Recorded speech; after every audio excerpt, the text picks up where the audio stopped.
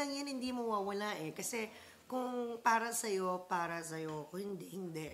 Kasi as of now, ang priority ko ngayon ay yung anak ko si Angelo Alday.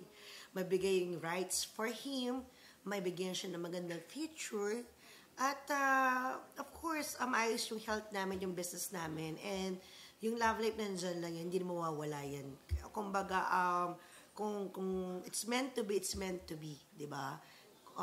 Kumbaga ang pinagdadasal ko, hindi yung boyfriend lang, asawa na. Yes, partner in life. Pero may mga nagpaparamdam naman po ba sa inyo? Paano magpaparamdam? Grabe bantay ko yung anak ko, si Angelo. Doble-doble. Pero ngayon kasi, hindi kasi ako nakikipag-date. Dahil ngayon kasi, focus kasi ako sa business. Focus kasi ako sa anak ko, sa work. And gusto ko kasi yung mga ininvest compare sa business is ano siya, kumbaga, hindi mauubos. Kumbaga, gusto ko is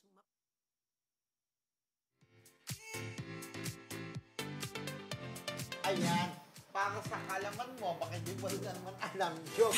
Yan ang unang nagpasigat. Miss Flores, kung ako'y tawagin, mga lalaki nan... Oy, sa'yo mo na to. Lagi sa akin. Ay, malukot na to. Hindi ganun. Kasi parang ko, Miss Flores. Siya talaga ang nagpauso, Tito. Kasi siya ngayon, kasi original. diba ang Miss Flawless si Sasha na Si Shaz na laparan. Pero di ba nakakatuwa? Pero flawless pa rin naman In siya. fairness sa kanya, pero yun nga, ang alam ko ang huling boyfriend niya, naging close sa akin, si Joe Angelo, na isa ring bukal sa Nueva Ecija.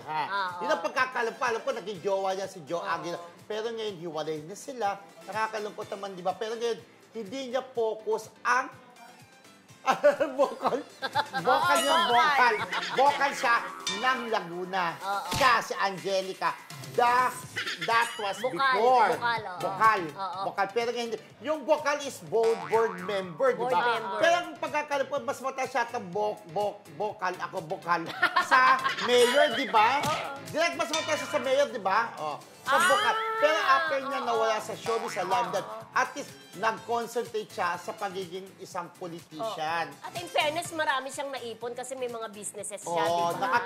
Yung pagiging politician niya, marami nagamit niya. nagamit niya itulong, di ba? Kasi mabait naman siya, kaya laging nananalo kapag tumatakbo siya sa isang posisyon.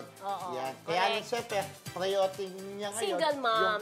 Gusto pa rin niya magkaroon ng hindi boyfriend na, pero partner in life, di ba? Yung asawa na talaga. Kasi syempre, tumatanda rin siya, di ba? So parang kailangan rin niya ng katuwang, ng mga kasama sa malalamig na gabi. Yes, parang ikaw.